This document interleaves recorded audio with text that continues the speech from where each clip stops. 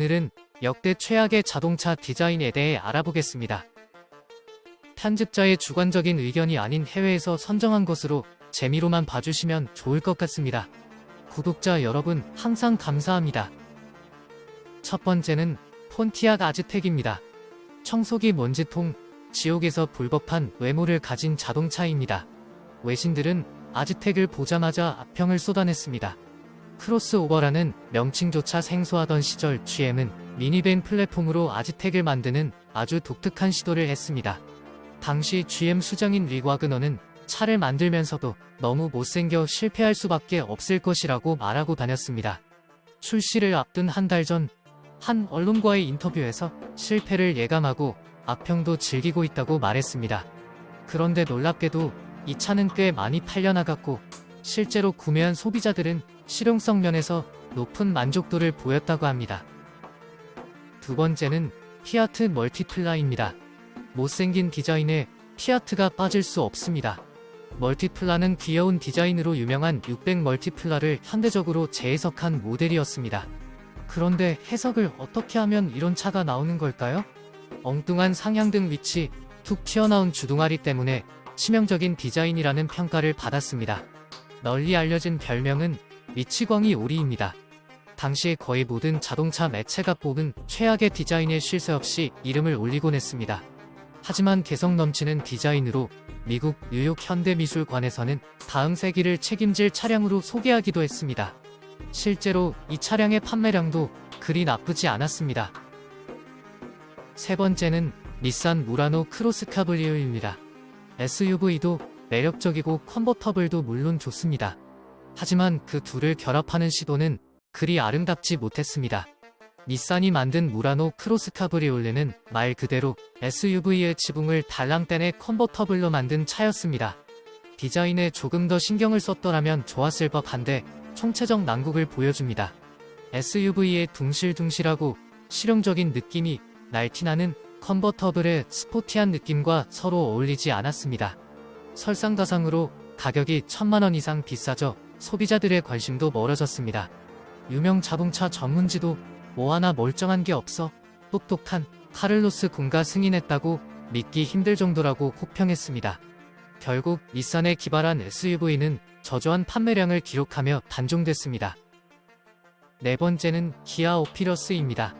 오피러스는 전용 정비 라인에 전용 엠블럼이 장착된 기아의 고급 대형 세단이었습니다.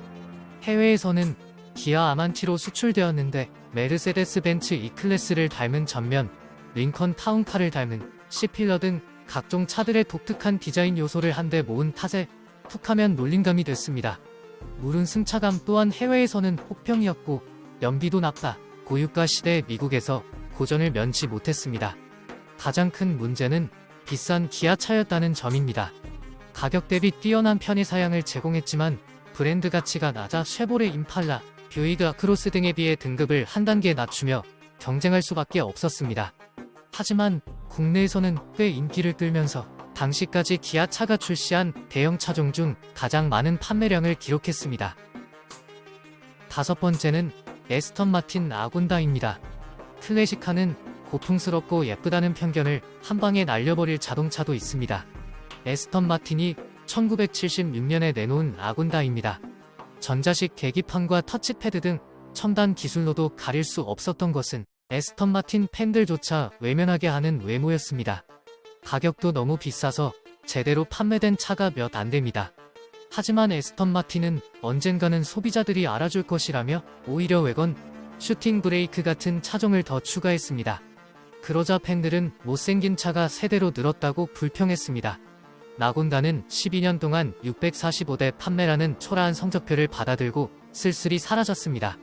블룸버그는 나곤다를 가장 못생긴 차로 뽑았고 타임즈는 최악의 차로 선정하기도 했습니다. 그런데 에스턴 마틴은 수년 전 나곤다 브랜드를 부활시키겠다는 계획을 내놓더니 급기야 중동시장을 겨냥해 나곤다를 재출시하겠다고 밝혔습니다. 이쯤 되면 오기로 보이거나 혹은 집념으로 보입니다. 나곤다 브랜드를 실패작으로 남기고 싶지 않다는 의미인 것 같습니다. 여섯 번째는 릴라이언트 로빈입니다. 영국 최악의 차로 어김없이 등장하는 이름이 있습니다. 바로 3륜차 릴라이언트 로빈입니다.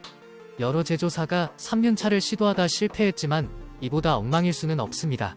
영국에서는 후륜 기어가 없어서 오토바이로 분류됐고 차체도 불안정하고 급격한 조향에 여김없이 차가 뒤집어졌습니다. 바디는 유리 섬유로 되어 있어 복원조차 어려웠습니다. 영국 사람들은 상처나고 뒤집힌 로빈들을 볼 때마다 플라스틱 돼지라고 놀렸습니다. 마지막은 쌍용 로디우스 타이런 액티언입니다. 쌍용차의 문제는 못생김을 모티브로 한 디자인이 로디우스에 그치지 않고 액티언, 타이런 등 못생김 삼총사 라인업을 갖춤으로써 소비자들의 철저한 외면을 받았다는 점입니다. 디자인은 유명한 영국 디자이너가 했습니다. 하지만 소비자들의 목소리를 외면한 결과는 처절했습니다. 쌍용차가 법정 관리에 들어간 데는 디자이너의 책임도 크다고 일부 관계자들은 입을 모읍니다. 로디우스는 길을 뜻하는 로드와 그리스 신화에 나오는 최고의 신인 제우스의 합성어로 길 위의 제왕이라는 뜻입니다. 거창한 이름이지만 해외에선 못생긴 차 순위에 수차례 이름을 올리는 악명 높은 디자인으로 유명했습니다. 코란도 투리스모가 로디우스 자리를 대체하자 한 외신은 마침내 세계에서 가장 못생긴 차 자리에서 내려온 로디우스라는 제목의 기사를 게재할 정도였습니다. 국내 최초의 SUV 쿠페인 액티언이 논란의 주인공입니다. 날렵한 캐릭터 라인과 근육질 바디는 호불호가 갈렸으며 디자인도 베낀 것 아니냐는 주장이 제기됐습니다. 전면과 후면부가 폰티악 아즈텍 컨셉트를 닮았다는 것입니다. 문제는 아즈텍이 최악의 자동차 디자인으로 악명이 높았다는 것입니다. 자동차 팬들은 베껴도 하필 못생긴 걸로 유명한 차를 베끼냐며 조롱했습니다. 쌍용차에 주어진 개발비는 240억 원이었습니다. 외관 변경, 모델을 만들 수 있는 돈이었습니다. 하지만 신차를 만들었는데 이름은 타이런입니다. 로디우스와 액티언을 조금씩 본뜬 기괴한 디자인으로 출시되자마자 악평을 받습니다. 특히 방패 모양의 테일램프는 압권이었다고 합니다. 지금까지 세계는 요지경이었습니다. 구독과 좋아요는 큰 힘이 됩니다. 감사합니다.